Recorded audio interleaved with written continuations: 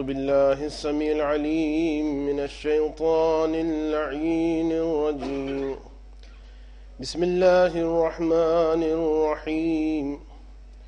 الحمد لله رب العالمين، والصلاة والسلام على أشرف الأنبياء والمرسلين وأهل بيته الطيبين الطاهرين المعصومين المظلومين الغر الميامين الذين أذهب الله عنهم الرجس وطهرهم تطهيرا.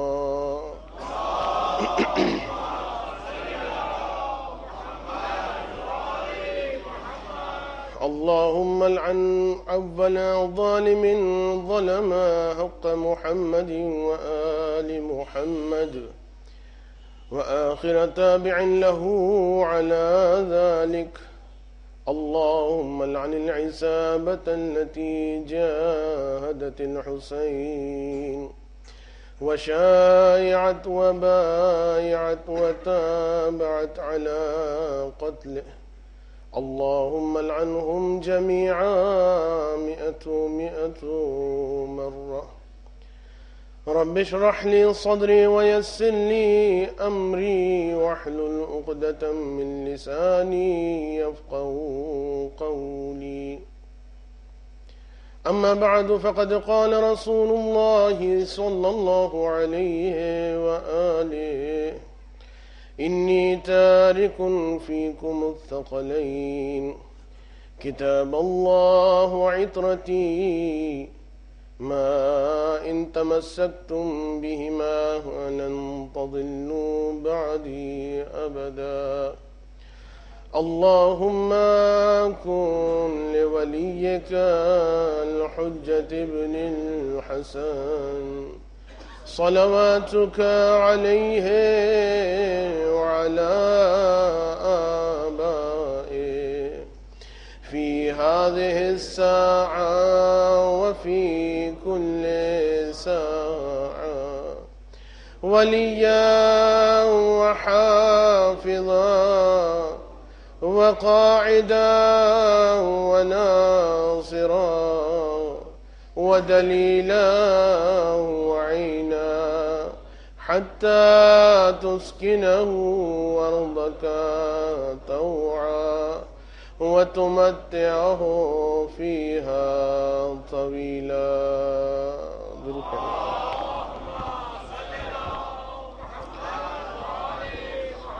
اس سے پہلے کہ گفتگو کا آغاز کیا جائے، سورہ فاتحہ کی مجھ سے گزارش کی گئی ہے.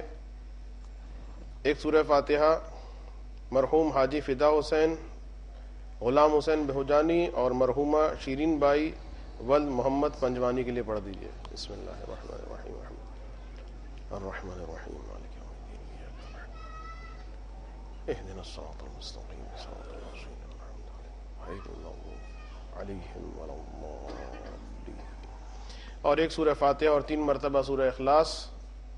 کل جس مومن کے لیے ہم نے آپ سے التماس دعا کی تھی، خداوند عالم کی مصلحت کہ ان کا انتقال ہو گیا، مرحوم روشن علی ولد قاسم علی دریانی، ان کے لیے ایک مرتبہ سورہ فاتحہ. اور یہ یاد رکھیے گا کہ آج ہی ان کی تدفین ہوئی ہے، لہٰذا جو ان کے جو لواحقین ہیں ان کی جانب سے گزارش ہے کہ اگر ہو سکے تو آج شب ان کے لیے نماز وحشت بھی برائے سارے ثواب پڑھ دیجیے گا. ایک مرتبہ سورہ فاتحہ اور 3 مرتبہ سورہ اخلاص مرحوم روشن علی دریانی صاحب کے لیے. بسم اللہ الرحمن الرحیم. مالک یوم الدین، ایاک نعبد وایاک نستعین. بسم اللہ الرحمن الرحیم. بسم اللہ بسم اللہ.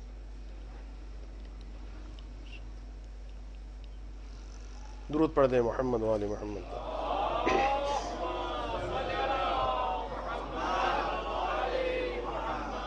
حدیث مبارکہ ثقلین کو سرنامہ کلام بناتے ہوئے امام ہشتم کی سیرت پر بعنوان احیاء دین اور معصومین گفتگو کی جا رہی تھی، اور آج اس سلسلے کی آخری گفتگو ہے۔ میں آپ تمام مومنین کا، تمام مومنات کا شکر گزار ہوں کہ محبت کے ساتھ، عقیدت کے ساتھ آپ نے حاضر ہو کر، باوجود اس کے کہ یہ مجلس جیسے کہ مجھے اطلاع دی گئی لائیو براڈ کاسٹ ہوتی رہی اسی سولجر بازار میں، اور اس کے بعد اس کی ریکارڈنگ بھی دکھائی جاتی رہی، لیکن اس کے باوجود بھی مومنین بے نفس نفیس یہاں تشریف لائے، یقیناً ایک خاص اور ایک زیادہ فضیلت والے ثواب کو انہوں نے تحصیل کیا۔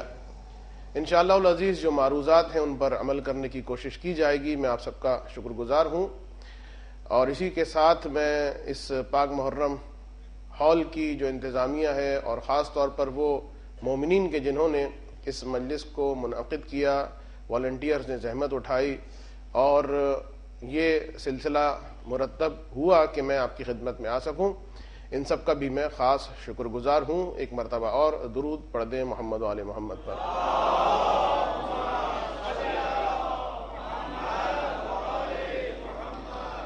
یقیناً بہت ساری باتیں، بہت ساری چیزیں کہ جو باوجود اس کے کہ پورا عشرہ ہم نے اس پر پڑھ لیا، لیکن یہ امام اسی امام کے فرزند ہیں کہ جس کے بارے میں رسول نے فرمایا تھا کہ اے علی، اگر تیرے فضائل کو اس طرح سے لکھا جائے کہ سارے جن و انس لکھنے بیٹھ جائیں، سارے درخت قلم بن جائیں، سارے دریا سیاہی بن جائیں، اس کے باوجود بھی ما احصوا فضائلک یا ابو الحسن، کہ ابو الحسن تیرے فضائل کو کوئی جمع نہیں کر سکتا۔ تو یہ امام اسی امام ہمام کے فرزند ہیں۔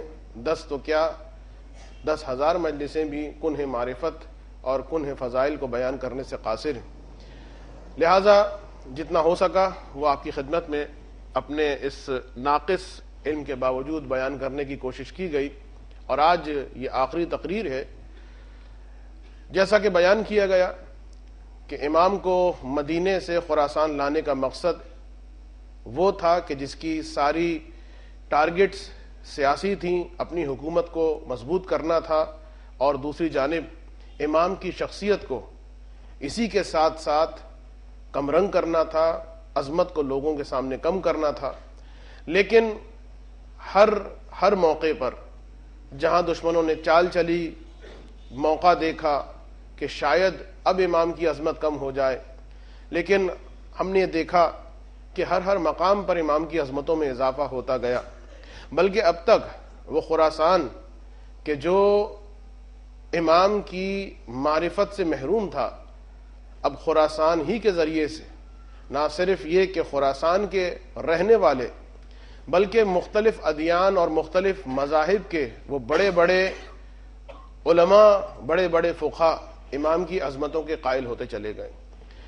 تو ایک جانب امام کی یہ سیرت، اور پھر ایسا انداز جو ہر اہل بیت کی فرد کا ہوتا ہے۔ دیکھیے، صرف چیخم دھاڑ کرنے سے، ممبر پر بیٹھ کر نصیحتوں کی بوچھاڑ لگا دینے سے نفوس تبدیل نہیں ہوتے۔ 1000 کہہ دیجئے، 1000 بول لیجئے، تھوڑا بہت وقتی فرق آئے گا، لیکن اگر سیرت اور کردار بولنے والے کا شفاف نہ ہو تو پھر وہ نتیجہ سامنے نہیں آتا، اور اگر سیرت اور کردار بولنے والے کا شفاف ہو تو ایک لفظ انسان کی زندگیوں کو تبدیل کر دیتا ہے۔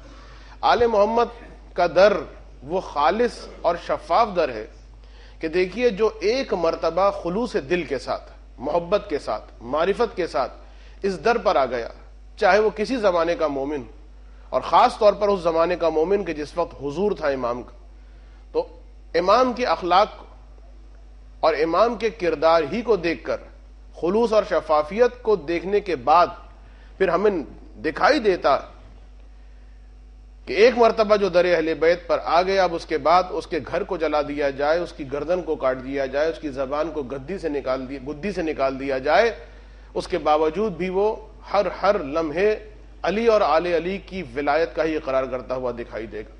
تو یہ کیوں ہوا؟ یہ بولنے سے نہیں ہوا، یہ فقط واض و نصیحت کرنے سے نہیں ہوا، آل محمد کا وہ کردار، آل محمد کی وہ شفافیت۔ لہذا آج کے اس دور میں جہاں قوم کی جانب سے ضرورت ہے، جہاں ملت کی جانب سے ضرورت کہ وہ اہل بیت کے آئینے میں اپنے آپ کو ڈھالیں. وہیں پر جو ذمہ دار قوم ہیں انتہائی اہم کہ وہ اپنے کردار کے اندر ٹرانسپیرنسی لے کر آئیں اپنے کردار کے ذریعے سے، اس لیے کہ جو کردار کی تبلیغ ہوتی وہ زبان کی تبلیغ سے کہیں زیادہ مؤثر ہوتی. تو بہرحال ایک جانب وہ عظمت امام کہ چاہے دربار ہو، چاہے میدان عید فطر ہو، نماز عید فطر ہو، چاہے وہ مسئلہ استسقائے باران ہو، لیکن اس کے باوجود بھی ہم دیکھتے ہیں کہ امام کی عظمتیں بلندیوں کی حد تک پہنچ نہیں رہی تھیں، پہچان میں آ رہی تھیں، اس لیے کہ امام تو ہمیشہ سے بلند ہے اور عظیم. حقیقتیں آپ کے تصور کی وجہ سے بدل نہیں جاتی، حقیقت حقیقت رہتی. علی علی ہے، چاہے 70,000 ممبروں سے دشنام اور لعنت دی جائے، لیکن علی کی عظمت میں کسی قسم کی کمی آنے والی نہیں.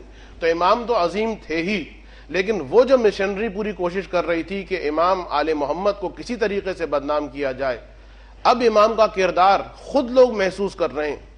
امام کا انداز یہ کہ جس وقت فضل ابن سہل امام سے ملاقات کے لیے آتا تو 1 گھنٹہ امام سے ملاقات کے انتظار میں امام میری جانب متوجہ ہوں، وہ انتظار میں کھڑا رہتا ہے، امام اس کی جانب توجہ نہیں دیتے.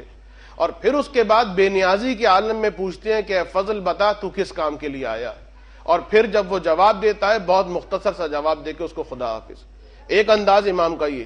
اور دوسرا انداز جو امام کا دکھائی دیتا ہے وہ یہ کہ خاص طریقہ امام کا یہ تھا کہ جس وقت امام کے گھر میں یا کسی بھی مقام پر، چاہے سفر کی حالت میں ہو چاہے حضر کی حالت میں ہو، اگر سفرائے نعمت بچھتا ہے، اگر دسترخوان بچھتا ہے، تو اب اس میں ایسا نہیں ہے کہ دربانوں کے لیے غلاموں کے لیے کوئی الگ سلسلہ ہوگا. نہیں، اسی دسترخوان میں جس دسترخوان میں امام تشریف فرما، اسی دسترخوان میں اب دربان بھی آ کے بیٹھے گا، اسی دسترخوان میں امام کے غلام بھی آ کے بیٹھیں گے.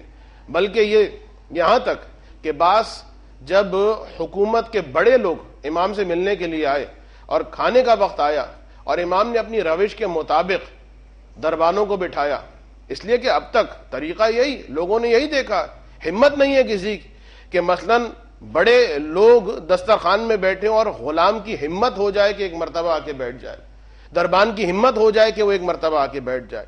تو یہ ایک انداز تھا، یہ انڈرسٹوڈ تھا، یہ چل رہا تھا سسٹم. لیکن ایک مرتبہ امام کا یہ جو طریقہ دیکھا تو وہ درباری، وہ کی پوسٹ والے جب امام سے ملنے آئے اور امام کے سفرے پر بیٹھے، اور جب انہوں نے دیکھا کہ ان کے برابر میں غلام اور سپاہی نہیں، دربانی نہیں، بلکہ ان کے برابر میں حجام اور سائس آ کے بیٹھ رہے ہیں.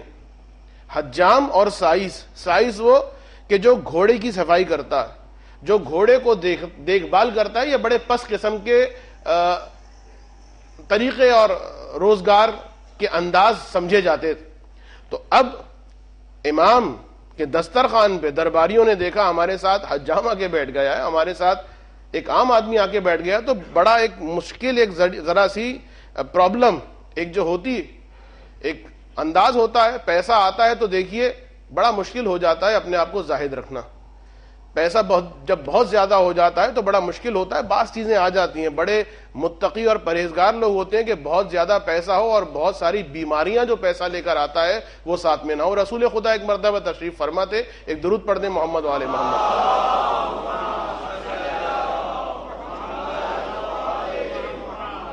بعض بیماریاں جو پیسہ لے کر آتا ہے، بہت زیادہ آدمی ملینر بن جائے، بہت بڑا کروڑپتی بن جائے، کچھ بیماریاں آ جاتی ہیں ساتھ میں پیسے کی وجہ سے. اور اس موقع پر ضرورت ہے مومن کو کہ اگر اس کا پیسہ بہت زیادہ ہو گیا ہے، اس کا اسٹیٹس بہت زیادہ بڑھ گیا ہے، تو بس وہ ہر وقت خیال رکھے کہ وہ پیسے کا مالک بنا رہے، پیسہ اس کا مالک نہ بن جائے. میں ایک جملہ کہتا ہوں، پیسہ کمانا بری بات نہیں. ارے آپ نہیں کمائیں گے تو کیا یہودی کمائیں گے؟ آپ نہیں کمائیں گے تو کیا مشرک کمائیں گے؟ لگژریز، دنیا کی لذتیں، نعمتیں سب سے لطف اندوز ہوں، لیکن ہر قدم پر یہ یاد رکھیے پیسہ آپ کا مالک نہ بنے، آپ پیسے کے مالک بنے. پیسہ آپ کا مالک نہ بنے کا مطلب کیا ہے؟ مطلب یہ ہے کہ دیکھیے مالک نہ بنے، آپ کا آقا نہ بنے. آقا ہوتا ہے جو حکم دیتا ہے، کہاں جانا ہے، کدھر جانا ہے، کدھر بیٹھنا ہے. تو پیسہ اگر آپ کا آقا بن گیا، کس طرح پہچاننا ہے؟ اس طریقے سے پہچان لیجئے کہ اگر آپ جا رہے ہیں غریب، آپ کا رشتہ دار، اس کے بیٹے کا ایڈمیشن ہونا ہے، باپ نے بڑی مشکل سے پڑھایا ہے لیکن فیسیں اتنی زیادہ ہو گئیں، اب وہ اہم ترین امتحان دینا چاہتا ہے لیکن وہ بیچارہ پڑھ نہیں سکتا۔ میں عام طور پر یہ چیزیں بھی سامنے لے کر آتا ہوں، ہمارے ہاں بس سمجھا جاتا ہے مدد کا مطلب یہ کہ پیٹ بھر دو، مدد کا مطلب یہ کپڑے پہنا دو، نہیں۔ نوجوان اگر ہیں، ایسا نوجوان کہ جو واقعی اس وقت بہت سارے شعبہ جات ایسے ہیں، بہت سارے پروفیشنل اس وقت انسٹیٹیوٹس ایسے ہیں کہ جہاں پر ترقی کے ذرائع ہیں، بچہ پڑھنے والا ہے، ذہین ہے، پیسہ نہیں ہے، وہ لاکھوں روپے نہیں۔ اب ہمارے پاس کروڑوں روپے پڑے ہوئے ہیں، لیکن ایک مرتبہ اگر پیسہ آپ کا مالک ہے تو آپ کیا کریں گے؟ اس کو دے دیا تو پھر کاروبار میں کیا کروں گا؟ اس کے لیے کمایا تھا میں نے۔ اس کا مطلب ہے خمس کا موقع آ گیا، مدد کا موقع آ گیا، اس کا مطلب یہ ہے کہ پیسہ آپ کا مالک ہے، وہ آپ کو آرڈر دے رہا ہے کہاں خرچ کرنا ہے، کہاں نہیں خرچ کرنا۔ اور اگر آپ پیسے کے مالک ہیں تو آپ پیسے کو حکم دیں گے۔ پیسہ اگر آپ کو حکم دے گا تو اسے ڈانٹ کے خاموش کریں گے، خاموش ہو جاؤ، اپنی اوقات پہچانو، میں تمہارا مالک ہوں، تم میرے مالک نہیں ہو، اور میرے مالک آل محمد ہیں، جہاں وہ کہیں گے خبردار خاموش ہو کے بیٹھ جاؤ، تمہیں وہیں جانا ہوگا۔ تو پیسے کا انسان جو ہے مالک بنے۔ میں بات کیا کر رہا تھا؟ بات یہاں سے چلی تھی کہ پیسہ آتا ہے، دسترخوان کی بات ہو رہی تھی نا امام کی، کہ غریب آ کے بیٹھ گیا، حجام آ کے ساتھ میں بیٹھ گیا، تو ایک انداز ہوتا ہے امیروں کا، اور یہ انداز صرف دسترخوان میں نہیں، مسجد میں جو صفیں بچھی ہوتی ہیں اس میں بھی ہوتا ہے۔ غریب مزدور آ کے ساتھ میں بیٹھ گیا، اب وہ انداز جو ٹیشو پیپر کا VVIP ٹریٹمنٹ کا جو ہوتا ہے، یہ آج کا نہیں ہے، رسول بیٹھے، محفل ہے رسول کی مجلس۔ ایک مرتبہ ایک غریب امام رسول کا صحابی، کھیتی باڑی کرنے والا، مزدوری کرنے والا آدمی بیچارہ، اس کے جو ہے ہاتھ میلے ہیں، نجس نہیں ہے۔ میلا ہونا اور ہے، نجس ہونا اور ہے۔ بہت سارے امیر لوگ وہ ہوتے ہیں بڑے پیارے صاف پرفیوم کپڑے، سارے نجس، ان سے بہتر وہ غریب ہے جس کے کپڑوں میں بدبو آ رہی ہے، میلا ہے لیکن نجس نہیں اور حلال کا ہے۔ تو ایک مرتبہ رسول کے اس محفل میں وہ امیر آدمی بیٹھا ہوا ہے، امیر، وہ غریب آدمی آیا، وہ بھی صحابی رسول ہے، اس نے دیکھا جگہ خالی، جا کے بیٹھ گیا۔ اب جو جا کے بیٹھا تو ایک مرتبہ، اب یہ جو میں بات کر رہا تھا، زیادہ پیسہ جب آتا ہے تو کچھ چیزیں آ جاتی ہیں، کچھ بیماریاں آ جاتی ہیں، کچھ عادتیں بدل جاتی ہیں انسان کی۔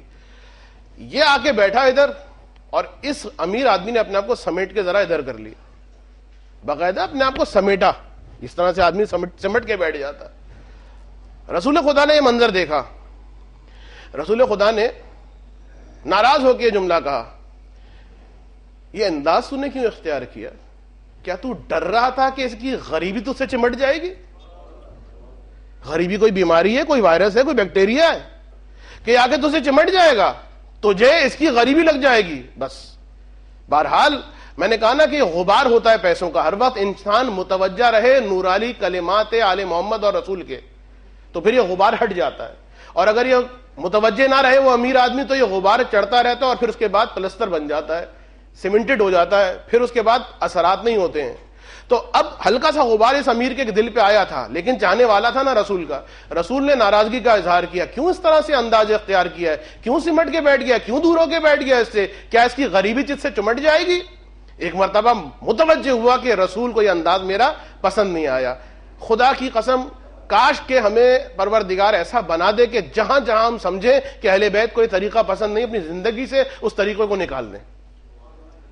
ارے اپنے مہمانوں کے لیے، اپنی زوجہ کے لیے، اپنے بچوں کے لیے ہم کتنی باتیں جو ہیں، ہماری بیگم کو پسند نہیں ہے لہذا باہر جا کے سگریٹ پیئیں گے، سگریٹ باہر جا کے پی رہے ہیں اس لیے کہ بیگم کو دھواں برا لگتا ہے، اور مال حرام جو امام زمانہ کو پسند نہیں ہے خود بھی کھا رہے ہیں، بچوں کو بھی کھلا رہے ہیں۔ تو کاش ایسا ہو جائے کہ ہم سمجھیں اس بات کو، احساس کریں اس بات کا، واقعا رسول ناراض ہو رہا ہے، امام زمانہ ناراض ہو رہے ہیں، کسی توضیح مسائل کی ہمیں ضرورت نہیں رہے گی، یعنی ضرورت نہیں رہے گی کس اعتبار سے کہ اب ہم خود ہی واجبات پر عمل کریں گے۔ تو اب جب رسول نے جملہ کہا متوجہ ہو گیا، اس نے کہا یا رسول اللہ، میں اپنی نصف جائیداد، مذاق نہیں عزیزو، رسول کی خدمت میں کہہ رہا ہے، میں اپنی نصف جائیداد 50% جتنا بھی جو کچھ ہے میرے باغ، پیسہ، گھر، یہ میں اس کو دیتا ہوں۔ بیٹھے بٹھائے غربت دور ہو رہی ہے، رزق حلال ہے، حرام بھی نہیں ہے، رسول کی محفل کے صدقے میں مل رہا ہے، احسان بھی نہیں جتا رہا، اپنی شرمندگی اتار رہا ہے، لیکن کچھ باتیں امیری کی ہوتی ہیں اور کچھ اچھائیاں غریبی کی ہوتی ہیں. وہ غریب کے جو قانے ہو, ہاں وہ غریب جو بیٹھا کڑتا رہے ہمیشہ, اچھا میرے ہمزلف نے تو اتنا کما لیا میں بیٹھا ہوں, غریبی قناعت کے ساتھ. تو ایک مرتبہ جب اس نے یہ کہا تو اس غریب نے اٹھ کے کہا مگر یا رسول اللہ مجھے نہیں قبول اس کے پیسے, اس لیے کہ اگر اس کی پیسے مجھے مل گئے تو کل کو یہ بیماری میرے اندر بھی آ سکتی ہے.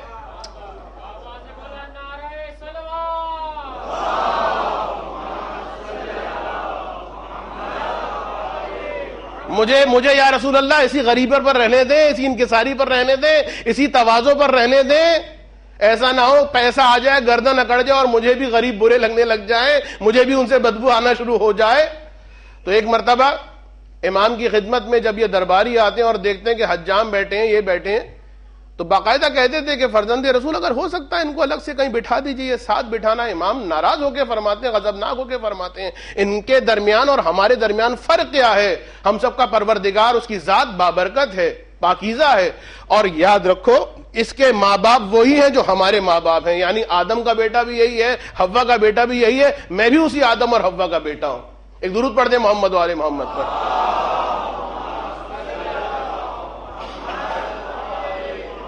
تو اب یہ سیرت کا انداز, باقاعدہ امام, اچھا دسترخوان کا احترام بھی اتنا زیادہ, رزق کا احترام یہ بھی ایک امام کا انداز.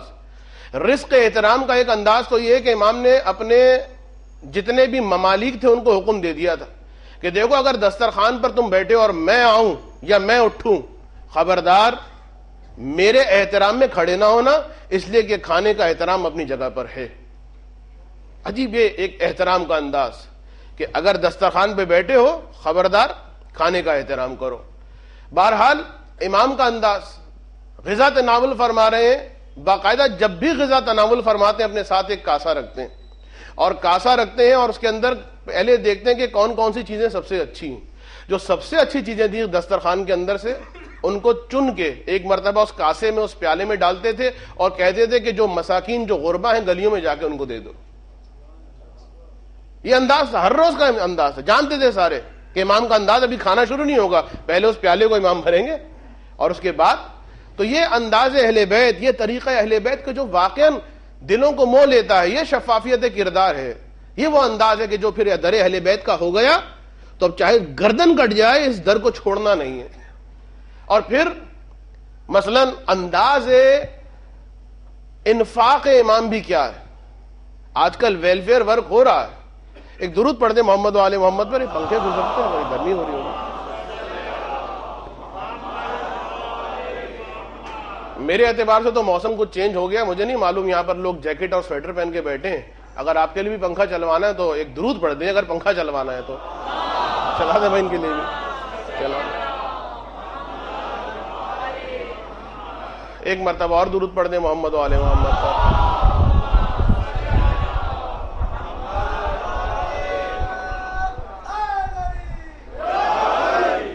چلیے بہرحال ویسے تو میری مجلس میں نعرہ لگتا نہیں ہے, پنکھا چلوانے پر کسی نے نعرہ لگا دیا تو کیا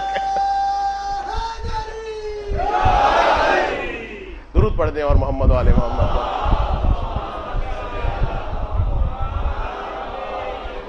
تو اب یہ انداز امام ہے, طریقہ امام ہے کہ اس طریقے سے انفاق فرماتے ہیں امام کے غریب کو غربت کا احساس نہ ہو. دیکھیے بہت اہم ہے مدد کرنا اس انداز میں کہ غریب کو غربت کا احساس ہو جائے, میں غریب ہوں, میں سوال کرنے والا ہوں. امام تشریف فرمائے اپنے غلاموں کے ساتھ, اپنے اصحاب کے ساتھ, اور گفتگو ہو رہی ہے. ایک آدمی آتا ہے, امام کا چاہنے والا ہے, اور آ کے کہتا ہے مولا میں حج سے آ رہا ہوں اور ہوا یہ میرے ساتھ کہ میرے راستے میں جو توشہ تھا, جو پیسے تھے, وہ پیسے گم ہو گئے, کہیں پر کھو گئے. مولا میرے پاس واپسی کا سامان نہیں ہے, پیسہ نہیں ہے, میں گھر جانا چاہتا ہوں اور میں آپ کے شیعوں میں سے ہوں, آپ کے چاہنے والوں میں سے ہوں. مولا اگر ہو سکے تو میری مدد کر دیجئے, اور میں آپ سے وعدہ کرتا ہوں جیسے ہی اپنے وطن میں پہنچوں گا تو پھر میں آپ کی, کیونکہ میں بہت ثروت مند آدمی ہوں, میں آپ کی جانب سے جتنا پیسہ یہاں سے لوں گا آپ کی جانب سے راہ خدا میں صدقہ کروں گا اور انفاق کروں گا. امام نے اس کی بات سنی. یہ وہ کیس ہوتا ہے جسے کہا جاتا ہے شرعی اصطلاح میں ابن السبیل, ابن السبیل بھی خمس کا مستحق ہے، ابن السبیل بھی صدقے کا مستحق ہے۔ یہ وہ آدمی ہوتا ہے کہ جو حالت سفر میں ہو اور اب اس کی صورتحال ایسی ہے کہ اس کا صاحب وہ مال ختم ہو گیا، لٹ گیا، پریشان ہو گیا، اور کوئی صورت نہیں ہے اس کے پاس کہ وہ اپنے مال کو ریکور کرے، کہیں سے لے لے۔ تو اب جب یہ مورد آتا ہے تو باوجود اس کے کہ کروڑ پتی ہو، اپنے ملک میں، اپنی جگہ میں اس کی مدد کی جا سکتی ہے۔ ابن السبیل، امام نے سنا، ایک مرتبہ اس کو بٹھایا، اور بٹھانے کے بعد اب گفتگو میں محو ہو گئے، کافی دیر گزر گئی، لوگ چلے گئے، 3-4 اصحاب باقی رہ گئے۔ اب امام اپنی جگہ سے اٹھے، اور جگہ سے اٹھنے کے بعد اس کمرے میں گئے جو اس کمرے کے ساتھ ملا ہوا تھا۔ کمرے میں جانے کے بعد امام نے وہ پردہ آگے کیا، اور پھر تھوڑی دیر کے بعد یہ آواز دی کہ وہ شخص کہاں ہے جو حج کر کے آ رہا تھا؟ وہ شخص جو ہے وہ چل کے اس پردے کے پاس کھڑا ہو گیا، کہا کہ فرزند رسول میں آپ کی خدمت میں حاضر ہوں۔ اب امام کا ہاتھ پردے کے اندر سے برآمد ہوتا ہے، اور اس کے بعد امام نے فرمایا کہ یہ لو، اور اس طرح سے جاؤ کہ اب نہ تم مجھے دیکھو نہ میں تمہیں دیکھوں۔ ایک مرتبہ وہ چلا گیا، امام کا تشکر کرتا ہوا امام کمرے سے باہر نکلے، اور ایک صحابی نے کہا کہ مولا ماشاءاللہ آپ نے اس کی بہت عطا کیا، اس کو آپ نے بے نیاز کر دیا آپ نے اس کو، لیکن مولا یہ انداز کیا تھا کہ آپ نے پردے میں کھڑے ہو کر ایک مرتبہ اس کی مدد کی اور سامنے نہیں آئے۔ امام نے کہا یاد رکھو میں ذلت سوال سے اس کو بچانا چاہتا تھا، میں نہیں چاہتا تھا کہ اس وقت کہ جس وقت میں اس کی مدد کر رہا ہوں اس کے چہرے کو میں دیکھوں، وہ میرے چہرے کو دیکھے۔ اور پھر امام نے رسول کی وہ حدیث بیان کی کہ یاد رکھو جو شخص پوشیدہ نیکی کرتا ہے، چھپا کے نیکی کرتا ہے، تو اس نیکی کا ثواب رسول فرماتے ہیں 70 حجوں کے برابر ہوتا ہے۔ ایک درود پڑھ دیں محمد و آل محمد پر۔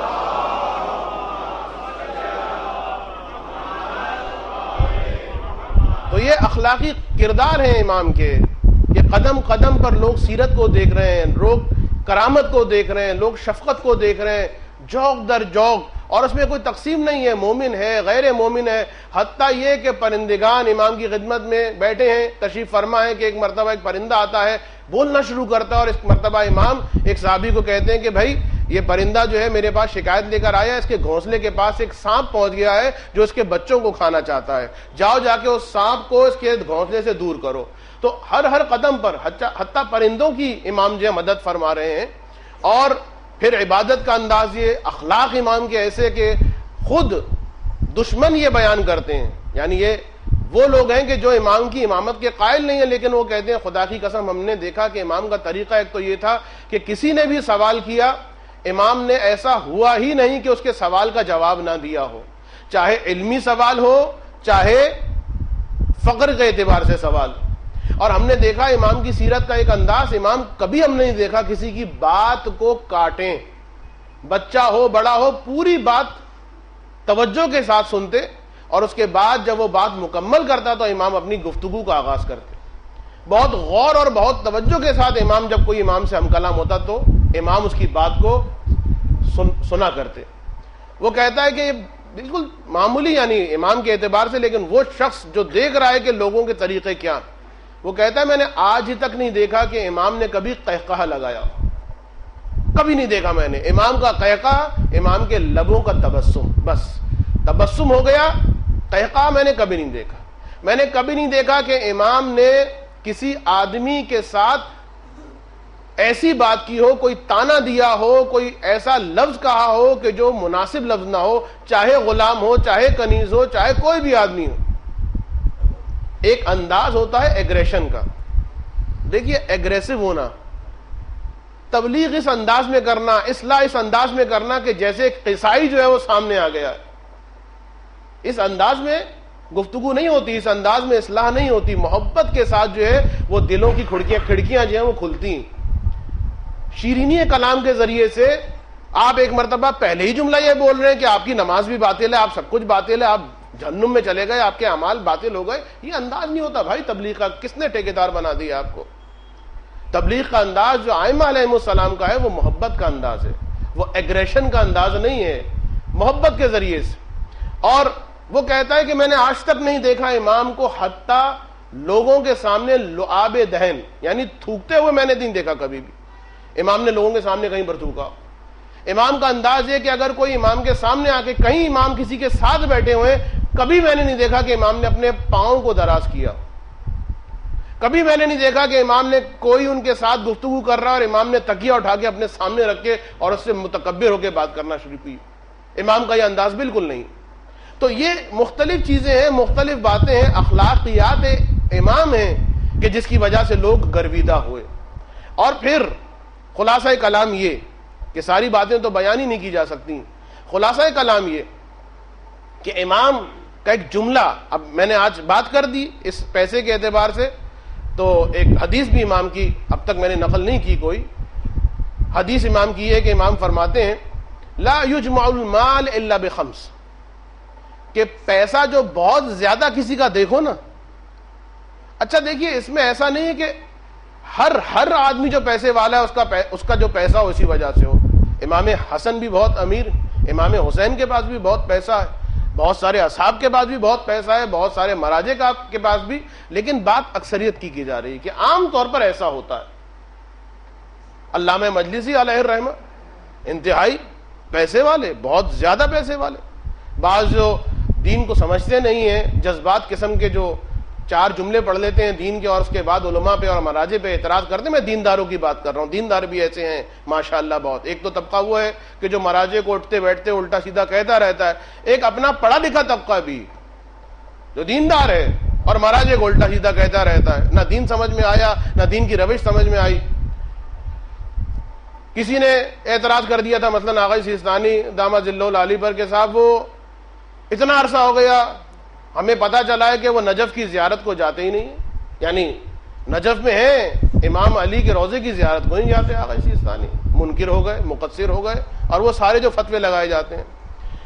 تو باقاعدہ یہ بات جب پہنچی تو اس انداز میں پہنچی کہ آغا سیستانی جو امام علی کے حرم کی زیارت کے نہیں جا رہے، 2 وجوہات ہیں. ایک مسئلہ وہی سیکیورٹی کا کہ آپ دیکھتے ہیں کہ اس وقت حالت کیا ہے، اور دوسری بات باقاعدہ جس پر خاص تاکید کی آغا سیستانی دامہ ذلہ العالی نے کہ جس وقت یہ امریکہ قبضہ کیا ہوا تھا اور امریکی فورسز جو تھیں وہ سارا نظام و نسق چلا رہی تھیں، تو آغا سیستانی نے فرمایا کہ میں اس لیے نہیں جاتا نجف کی یعنی امام علی کے روضے کی زیارت کے لیے کیونکہ صدام کا دور ہے، اس میں تو بالکل کوئی صورت ہی نہیں ہے جانے کی. اب صدام کا دور ختم ہوا، صدام کے دور بعد امریکی قبضہ شروع ہو گیا اور اب آغا سیستانی نے جانا شروع کر دیا. تو آغا سیستانی کا جملہ یہ تھا کہ میں نہیں چاہتا کہ میرے عمل سے، میری زیارت سے لوگوں کے ذہن میں حتیٰ یہ فکر بھی آئے کہ امریکہ کی وجہ سے یہ سہولت کم سے کم ان کو مل گئی کہ زیارت حرم مقدس علی کے لیے جا رہے ہیں. میں زیارت پر نہیں جاؤں گا لیکن میری ذات اور میرے عمل کی وجہ سے ظالم کی حمایت نہ ہونے پائے. یہ انداز ہے. لیکن بہرحال تو اب مراجع پر اعتراض جو کیا جاتا ہے کبھی پیسے کے اعتبار سے، کبھی کسی اعتبار سے، کبھی کس چیز کے اعتبار سے، تو ایسا نہیں ہے. ہمارے بڑے بڑے علماء، علامہ مجلس کا جیسے میں نے نام لیا، آغا بحر العلوم کا جیسے میں نے نام لیا، ابھی نام لے رہا ہوں، یہ شخصیات تو پیسہ ہمیشہ اگر کسی کے پاس دیکھیں، یعنی میں کیا کہنا چاہ رہا ہوں، ایسا نہ ہو کہ میری اس حدیث کو جو میں نقل کر رہا ہوں بڑا مشکل ہو جاتا ہے. آپ مجلس میں ایک جملہ پڑھ کے چلے جائیں، ہوتا یہ کہ پبلک جو ہے وہ جملہ ہاتھ میں لے لیتی ہے اور اس کے بعد معاشرے میں دیکھتی ہے اچھا جو مولانا نے کہا تھا ایسے لوگ کہاں ہیں، ان کو تلاش کر. اپنا بخار چیک نہیں کرتے، اپنا تھرمامیٹر جو ملا ہے اس سے اپنا بخار چیک نہیں کرتے، معاشرے کو دیکھنا شروع کرتے ہیں. اچھا یہ پیسے والا ہے، مولانا نے یہ حدیث پڑھی تھی، کوئی چکر ہوگا اس کے اندر. نہیں، میں بتا رہا ہوں کہ اغلب ایسا ہوتا ہے، لیکن ہمیشہ آپ بدگمانی نہ کیجئے کسی کے بارے میں. تو بہرحال لیکن ایک بات، تاکہ وہ لوگ کہ جو پیسے والے ہیں ہوشیار ہو جائیں. کہیں ایسا تو نہیں کہ یہ علتیں اس پیسے کے تراکم کی وجہ سے ہیں، یہ علتوں کی وجہ سے وہ پیسہ اتنا زیادہ ہو گیا. امام فرماتے ہیں لا یجمع المال الا بخمس، پیسہ جو بہت زیادہ ہو جائے نہیں ہوتا بہت زیادہ مگر 5 وجوہات سے. اگر مجھے یاد رہے وہ 5 کی 5 وجوہات سے. بے بخل شدید، انتہا سے زیادہ کنجوسی. انسان جب انتہا سے زیادہ کنجوس ہوتا ہے تب پیسہ جو ہے اس کے پاس عام طور پر جمع ہونا شروع ہوتا ہے. جو بہت امیر ہوتا ہے بہت کنجوس ہوتا ہے. بے بخل شدید وعمل طویل، اور بہت لمبی لمبی امیدیں، یہ ہو جائے گا، میں یہ کر لوں گا، میں وہ کر لوں گا، آج اتنا ہے کل اتنا، عمل طویل، یہ پورا چیپٹر ہے، لمبی لمبی آرزویں اور امیدیں. وحرص غالب، اور ایسی حرص اور ایسی لالچ جو غالب ہو. یعنی غالب ہو وہی بات کہ پیسہ اس کا مالک ہے، یہ پیسے کا مالک نہیں. وحرص غالب، وحرص غالب، اور کیا؟ وقطیعۃ الرحم، یہ آدمی جو بہت پیسہ جمع کرتا ہے یہ اپنے صلہ رحم کو جو ہے کاٹ چکا ہے. کس اعتبار سے؟ وہی جو میں نے بات کی کہ کروڑ روپے پڑے ہوئے بینک کے اندر، لیکن چونکہ وہ ذرا سا میرا پیسہ آگے پیچھے ہو جائے گا، وہ 1 لاکھ 2 لاکھ جو اس بچے کو دینے ہیں تعلیم کے لیے، یا اس بیوہ کو دینے ہیں، یا اپنے رشتہ داروں کو دینے ہیں، جہاں بلب ہو رہے ہیں واقعا رشتہ دار، کیا کمی آ جائے گی اس کے اندر؟ میں پھر ایک بات کہہ دوں، اس لیے کہ آج کل بہت ضرورت ہے کہ ہم مدد کریں واقعا مومنین کی جو جہاں بلب ہو رہے ہیں. ایک آدمی نے گھر بنوایا اور گھر بنوانے کے بعد وہ پریشان ہو گیا، اس لیے کہ ڈرائنگ روم میں کوئی ہوا ہی نہیں آ رہی، ہوادار ہے ہی نہیں ڈرائنگ روم. بڑا پریشان. اس کے بعد ایک انجینئر کو لے کر آیا، کہا کہ بھائی یہ جو ہمارا ڈرائنگ روم ہے، دیکھیے ہم نے اس میں کھڑکیاں بھی بڑی کروا دی ہیں، لیکن اس کے باوجود بھی ہوا نہیں آ رہی. انجینئر نے کمرے کو دیکھا، اور کمرے کو دیکھنے کے بعد کہا کہ آپ ایسا کیجئے، ان کھڑکیوں کے مقابل میں ایک چھوٹی سی کھڑکی بنا دیں. کہا کیا ہوگا؟ کہا کچھ نہیں، ہوا آ جائے گی. کہا کیسے آئے گی؟ اتنی بڑی کھڑکیاں میں نے بنائی، ہوا نہیں آئی. آپ کہہ رہے ہیں ان کے مقابل میں ایک چھوٹی سی کھڑکی بنا دو، ہوا آ جائے گی. کہا سیدھی سی بات ہے، ہوا اسی وقت آئے گی کہ جب اس کھڑکی سے کچھ ہوا باہر نکلے گی. میں کیا کہہ رہا ہوں؟ ہوا اسی وقت آئے گی جب اس کھڑکی سے ہوا باہر نکلے گی. اس نے ایک کام کیا، ایک مرتبہ کمرہ ہوادار ہو گیا. تو اگر پیسے کا انفاق کریں گے تو خدا برکت دے گا، کچھ تو انفاق ہو، کچھ تو مدد ہو. تو ایک مرتبہ بہرحال میں جو بات کہنا چاہ رہا تھا کہ قطیعۃ الرحم، اور پیسہ جو زیادہ ہوتا ہے اس وجہ سے ہوتا ہے کہ انسان جو ہے اپنے رشتہ داروں کے حقوق کو چھوڑ دے. وَإِيثَارِ الدُّنْيَا عَلَى الْآخِرَةِ، اور یہ کہ وہ دنیا کو ترجیح دے آخرت پر. یہ 5 چیزیں ہیں، جب یہ 5 چیزیں جمع ہوتی ہیں آدمی کروڑ پتی بن جاتا ہے. اب کروڑ پتی بننے کے طریقے میں نے بتا دی. کروڑ پتی بن جائیں گے، لیکن کس سے دور ہو جائیں گے؟ کہ جو سب سے زیادہ کام آنے والا ہے دنیا میں بھی آخرت میں بھی، اور وہ ہے آل محمد. ایک درود پڑھ دیں محمد و آل محمد پر.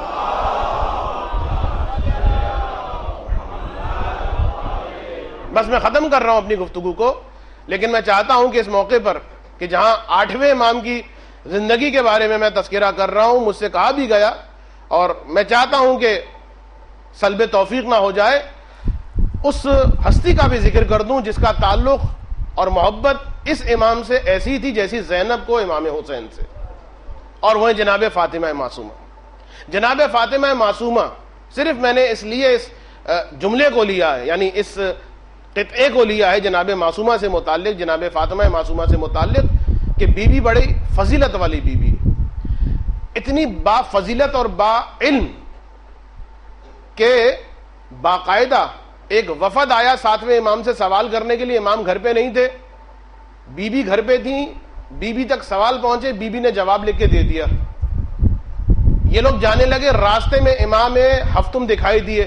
کہا مولا ہم آپ سے ملنے آئے تھے، کچھ سوالات تھے، مل گیا جواب؟ کہا مولا آپ سے تو نہیں ملا، لیکن آپ کی صاحبزادی نے دیا ہے. امام نے جواب پڑھے، فرمایا کہ جو میں چاہتا تھا وہی اس نے لکھا ہے. اور پھر جواب پڑھ کے امام نے باقاعدہ فرمایا فداہا ابوہا، کہ فاطمہ تیرا باپ تجھ پر فدا ہو جائے. تو اتنا عظیم مقام ہے جناب فاطمہ معصومہ کا. آپ نے سنا ہی ہوگا کئی علماء سے، اب تو یہ روایت بہت مشہور ہو گئی ہے کہ آیت اللہ مرعشی علیہ الرحمہ نے باقاعدہ ان کے والد نے دعا کی تھی کہ جناب شہزادی کونین کی قبر کا مجھے پتہ چل جائے. معلوم ہے نا یہ واقعہ، انشاءاللہ آپ سب کو پتہ ہے، لہٰذا میں اس کی تفصیل میں نہیں جا رہا. لیکن جو بات مجھے بیان کرنی ہے آگے بڑھ کر وہ یہ کہ آیت اللہ مرعشی کے والد نے دعا کی تھی توسل، 40 راتیں باقاعدہ ریاضت کی تھی، ساری رات عبادت کی تھی، صرف ایک آرزو کہ پروردگارہ مجھے پتہ چل جائے کہ شہزادی کی قبر کہاں ہے. اچھا یہ بات میری تقریر شاید بہت سارے غیر مومنین تک بھی جا رہی ہو، یہاں پر ٹھہر کر ایک بات کہہ دوں کہ شہزادی کی قبر جب آپ جاتے ہیں نا مدینے میں تو خود بخود ایک سوالات ہو جاتے ہیں.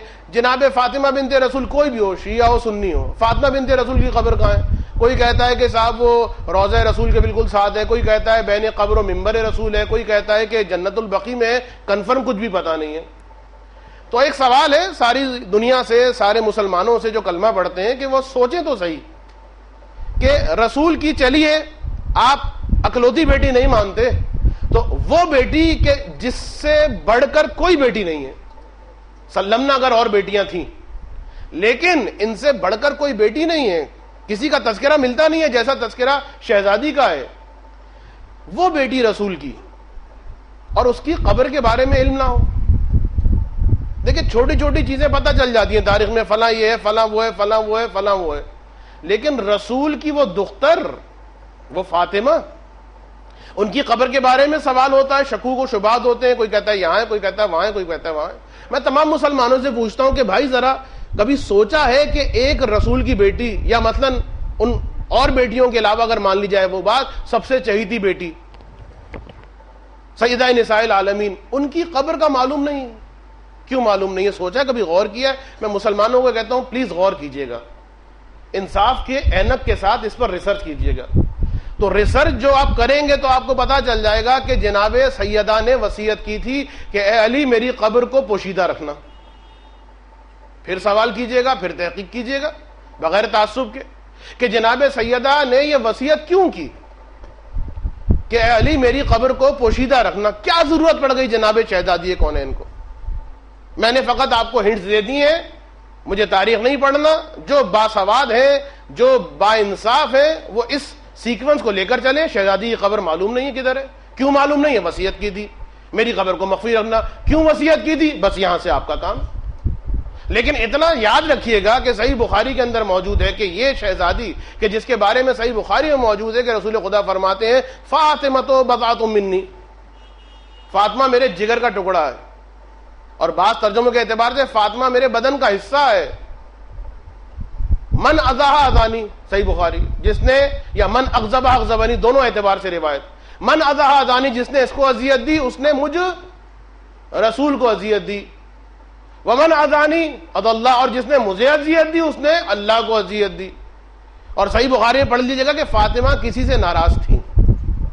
میں تاریخ نہیں پڑھ رہا، میں نے فقط اشارے کر دیے ہیں. یہ وہ باب ہے کہ انسان واقعاً اگر واقعاً سچا عاشق رسول ہے، واقعاً اگر سچی محبت ہے، واقعاً اگر مطلب پرستی نہیں ہے، واقعاً اگر حق کو حق سمجھنا چاہتا ہے تو آگے بڑھے، آگے دیکھے. ہم نہ کسی کو برا کہہ رہے نہ کسی کو اچھا کہہ رہے، ہم تو ایک سیکوینس دے کے جا رہے ہیں. تو شہزادی کونین کی زیارت کا ثواب اگر آپ لینا چاہتے ہیں، فاطمہ زہرا سلام اللہ علیہا کی زیارت کا ثواب، تو آپ جائیے قم جا کر زیارت کیجئے جناب فاطمہ معصومہ کی. آغا مرعشی کے والد کو یہ بیان کیا گیا ہے یا مولا کائنات کی جانب سے یا رسول خدا کی جانب سے کہ یہ تو راز ہے جو راز رہے گا، یہ تو راز ہے جو راز رہے گا. تم چاہتے ہو تمہیں ثواب مل جائے اتنا، تو جاؤ جا کے قم میں ہماری ایک بیٹی فاطمہ کے نام سے دفن ہے، جاؤ اور جا کے اس کی زیارت کرو، تمہیں وہی ثواب ملے گا جو فاطمہ زہرا کی قبر کی زیارت کا ثواب.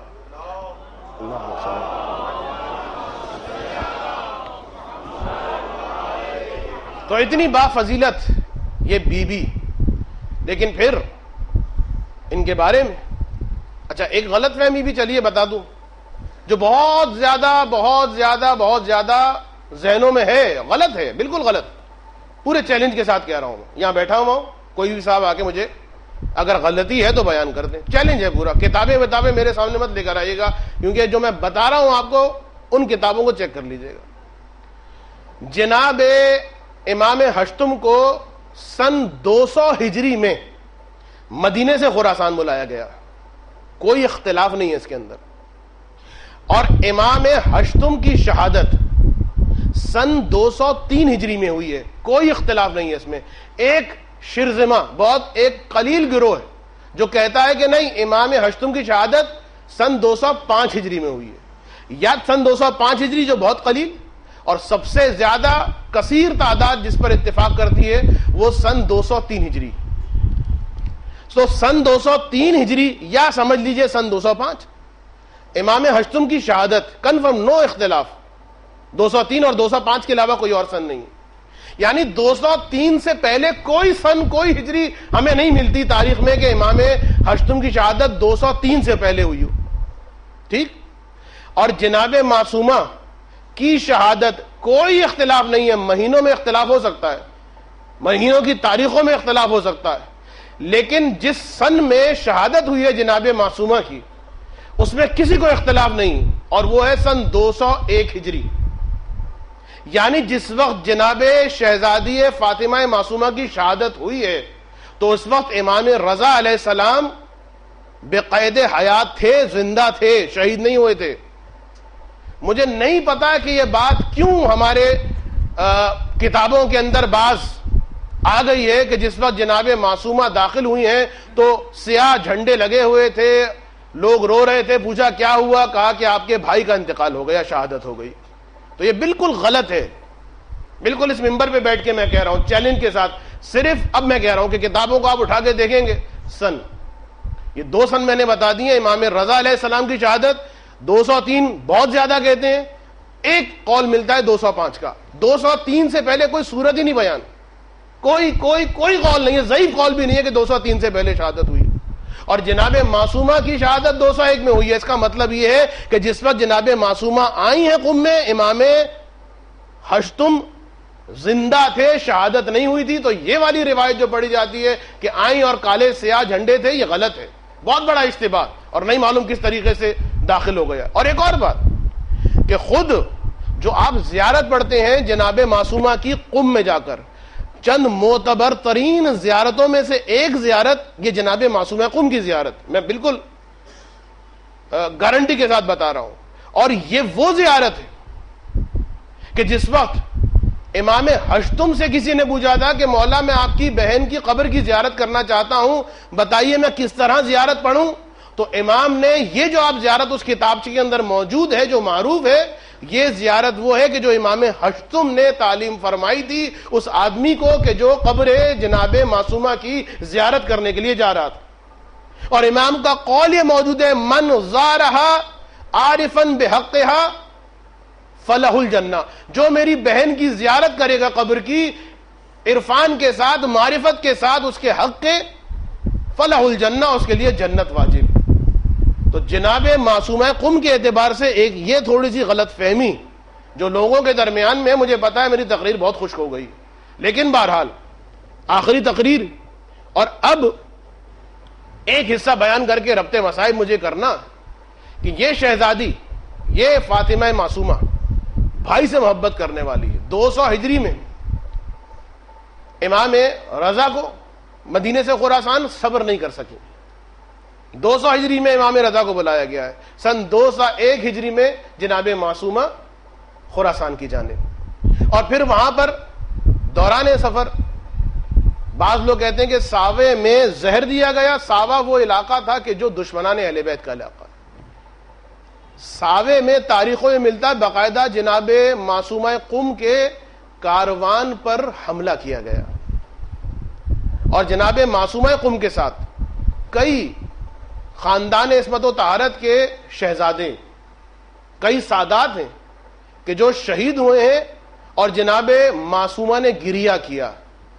عجب نہیں کہ اس موقع پر جس وقت ان سادات کے لاشوں کو جناب معصومہ دیکھتی ہوں گی تو جناب زینب یاد آتی ہوں گی، اور جناب زینب نے تو ماتم کیا جناب قاسم کا، جناب علی اکبر کا، جناب عباس کا. تو جناب معصومہ قم کی یہ تاریخ مامون کہ جو اب سمجھ رہا ہے، میں نے بتایا کہ مطلب پرست انسان، اس نے جب دیکھا کہ فضل ابن سہل میرے کسی کام کا نہیں ہے بلکہ میرے لیے خطرہ بن رہا ہے، ختم کر دیا. اور اس کے بعد جب اس نے دیکھا کہ اب حالات میرے کنٹرول میں ہیں اور ادھر سے امام ہشتم کی جو شہرت ہے وہ پھیلتی چلی جا رہی، کنٹرول کرنے میں آ ہی نہیں رہی ہے، تو ایک مرتبہ اس نے امام کے ساتھ وہ ظلم کیا کہ زہر کے ذریعے سے امام کو شہید کیا. بہت ساری باتیں مجھے کرنا تھی لیکن وقت ختم ہو گیا. یہ سوال بھی اٹھتا ہے، نوجوان پوچھتے ہیں کہ بھئی زہر کا امام کو علم تھا؟ اگر تھا، عالم الغیب تھے تو کیوں کھایا؟ ایک سوال کرتے ہیں نوجوان، میں فقط بیان کر کے جا رہا ہوں، لیکن یاد رکھیے اس کا بھی جواب ہے، اور ایک جواب نہیں ہے، 8 جواب ہیں اس کے، کہ امام نے اور دیگر ائمہ نے پتا ہے کہ زہر ہے، کیوں نوش فرمایا؟ یہ تو معاذ اللہ خودکشی ہو گئی؟ جی نہیں، ایسی کوئی بات نہیں ہے، جوابات ہیں، میں نے صرف اس لیے اس کی جانب اشارہ کر دیا تاکہ نوجوان مطمئن رہیں کہ ایسے سوالات ہو چکے ہیں، کوئی نئی بات نہیں ہے، اور اس کے جوابات ایک نہیں 8 جوابات۔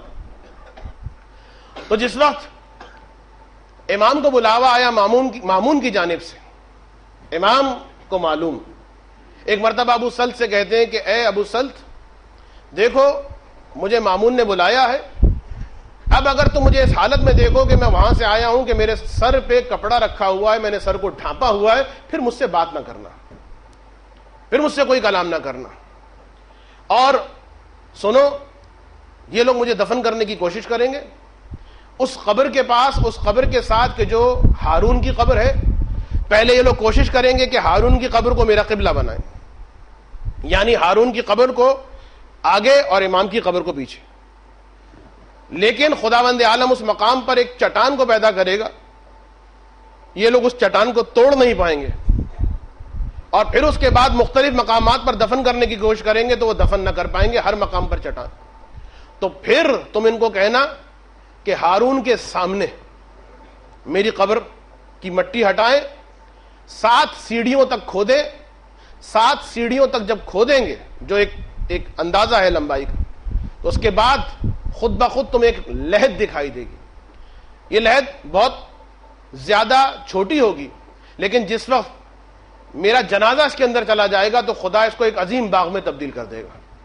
اور دیکھو جس وقت تم اس لحد میں جانا، تو اس لحد میں اترنے کے بعد میں تمہیں ایک دعا تعلیم کر رہا ہوں، اس دعا کو پڑھنا، میرے سرہانے پر رطوبت ہوگی پانی کی، جب تم یہ دعا پڑھو گے تو پانی ابلنا شروع ہوگا، میری لحد پانی سے بھر جائے گی، اور پھر دیکھنا اس میں کچھ مچھلیاں چھوٹی چھوٹی پیدا ہو جائیں گی، میں یہ روٹی کا ٹکڑا دے رہا ہوں، اس روٹی کے ٹکڑے کو تم ریزہ ریزہ کر کے ان مچھلیوں کے اوپر ڈال دینا، جیسے ہی مچھلیاں یہ سارے ٹکڑے کھا جائیں گی، ایک بڑی مچھلی آئے گی سونے کے رنگ کی، اور وہ ان مچھلیوں کو کھا جائے گی، جیسے ہی وہ مچھلی، بڑی مچھلی، یہ ایسی روایت ہے عزیزوں کہ جو بہت ساری کتابوں میں تاریخوں کے اندر موجود ہے، اس کی مصلحتیں، اس کے نشانات، اس کا انداز اس وقت ہمارا موضوع نہیں، جیسے ہی وہ سونے کے رنگ کی مچھلی آئے گی، بڑی مچھلی، اور ان سب کو کھا جائے گی، تو پھر تم ایک مرتبہ ہاتھ رکھنا زمین پر میری لحد پر، اور یہ والی دوبارہ دعا پڑھنا، پانی خود بخود ختم ہو جائے گا، اور میری تدفین کر دینا۔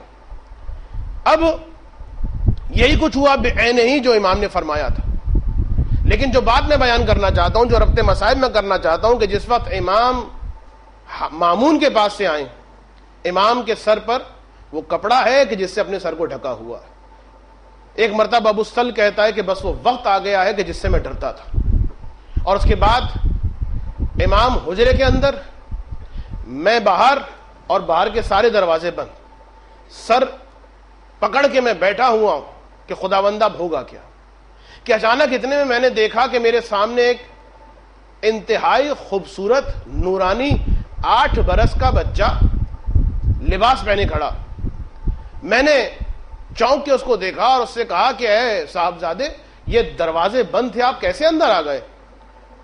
تو اس آنے والے نے کہا کہ اے ابو سلط، وہ خدا جو مجھے ایک پل میں مدینے سے خراسان پہنچا سکتا، اسی خدا نے اس بند دروازوں سے مجھے یہاں تک پہنچایا ہے، میں تمہاری آنے والی حجت خدا ہوں، میں اپنے باپ سے ملنا چاہتا ہوں۔ اور یہ کہہ کے امام اس حجرے میں گئے، اتنے عرصے کے بعد باپ نے بیٹے کو دیکھا، بیٹے نے باپ کو دیکھا، اتنے عرصے کے بعد بیٹا باپ سے مل رہا ہے، 8 برس کا سن ہے، لیکن اس حالت میں کہ زہر کی شدت سے امام کا چہرہ زرد ہو گیا۔ امام آگے بڑھتے ہیں، اس طریقے سے بےتاب ہو کے امام ہشتم، امام نہم کا استقبال کرتے ہیں جس طرح یعقوب نے بچھڑے ہوئے یوسف کا استقبال کیا تھا۔ خدا کسی جوان کو ایسا وقت نہ دکھائے، لیکن سوچئے تو صحیح، وہ میرا نواں امام 8 برس کی عمر ہے، کم سنی، اس کم سنی میں غربت کے عالم میں اپنے باپ کو اس اذیت میں دیکھ رہا ہے۔ تو ایک مرتبہ امام کی تکفین، امام کی تغسیل ایک امام کے ذریعے سے ہوتی ہے، میں کہوں گا مولا بڑا مصیبت کا وقت ہوگا، اپنے ہاتھ سے اپنے بابا کو کفن دے رہے ہوں گے تنہائی میں، کوئی مدد کرنے والا نہیں ہے، فرشتے ہیں لیکن دنیا میں کوئی نہیں ہے، غسل دیا ہوگا، کفن دیا ہوگا، رو رہے ہوں گے، گریہ کر رہے ہوں گے، اپنے بابا کی غربت کو یاد کر رہے ہوں گے، لیکن مولا آپ نے اس انداز میں غسل کفن دیا۔ ایک یہ امام کا فرزند ہے اور ایک امام کا فرزند وہ ہے کہ یہ بھی اعجاز امامت سے مدینے سے خراسان پہنچا ہے اور وہ بھی بے اعجاز امامت کوفے سے کربلا آیا۔ جس وقت بنی ہاشم کو حیا آ گئی، افسوس ہو گیا، غلط کر دیا ہم نے، 3 دن ہو گئے فرزند رسول کا، زہرا کے لال کا لاشا بے گورو کفن پڑا ہوا، ہماری غیرت کہاں گئی؟ چلو چلو چل کے تدفین کریں۔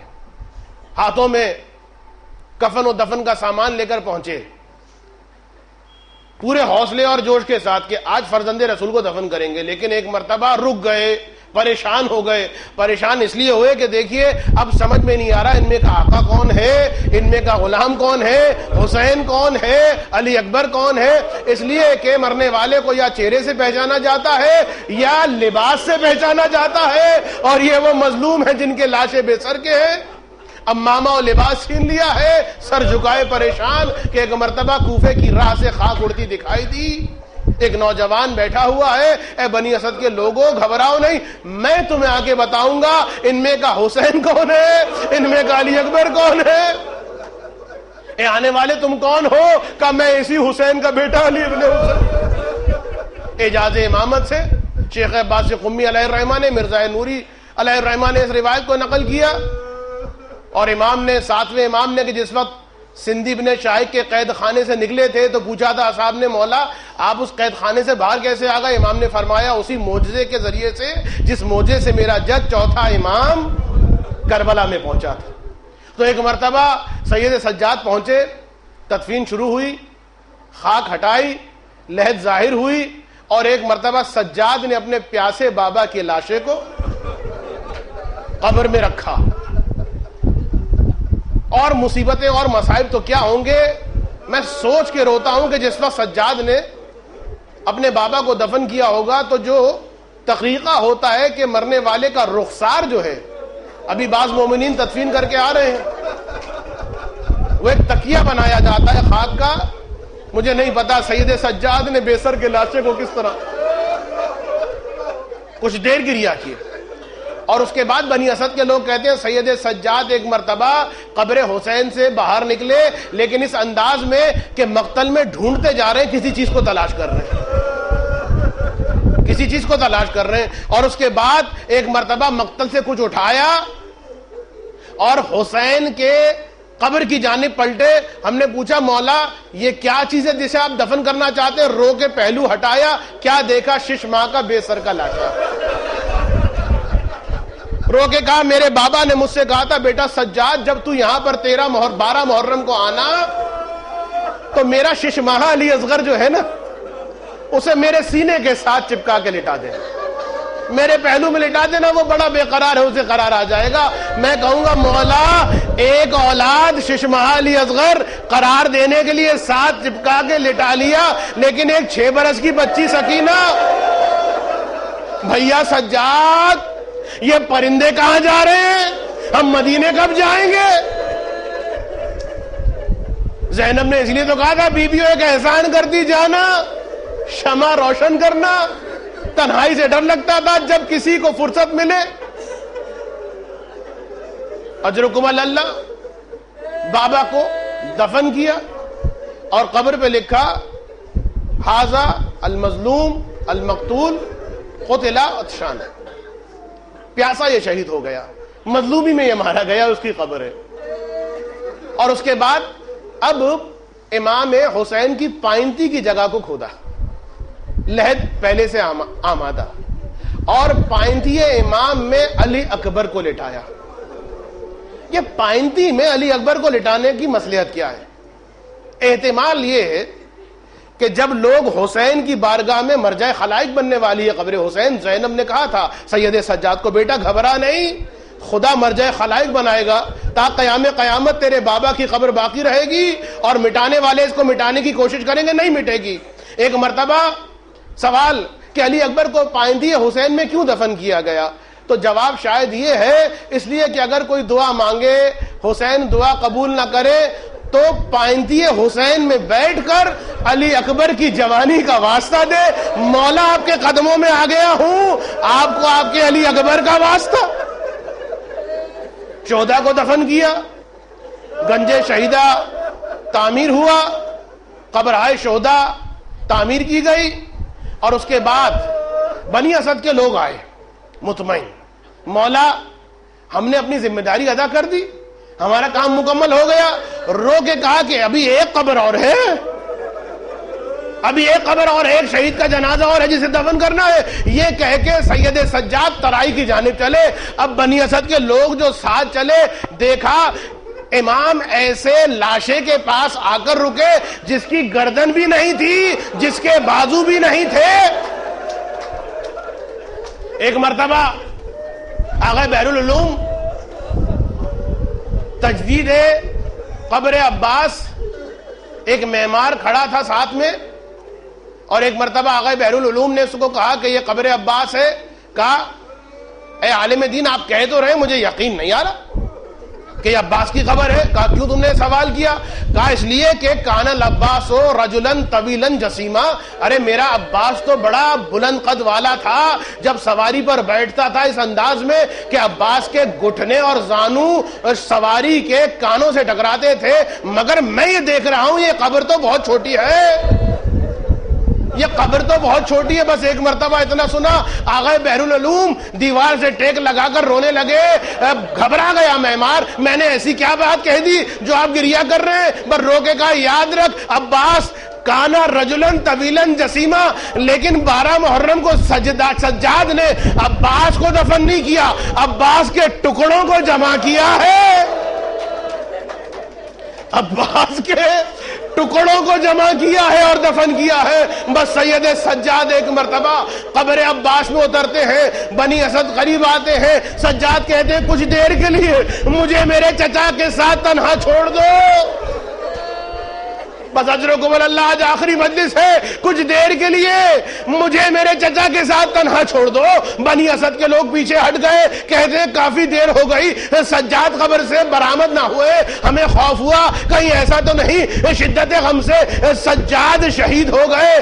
اب جو گھبرا کے دیکھا، عجیب منظر دکھائی دیا، سجاد نے عباس کا کٹا ہوا لاشا سینے سے لگایا ہوا ہے، گریا کر رہے، ایک جملہ اے میرے غیرت مند چچا کوفے سے آ رہا ہوں، نامحرموں کا مجمع ہے، بے مغنا ہو چادر بھی۔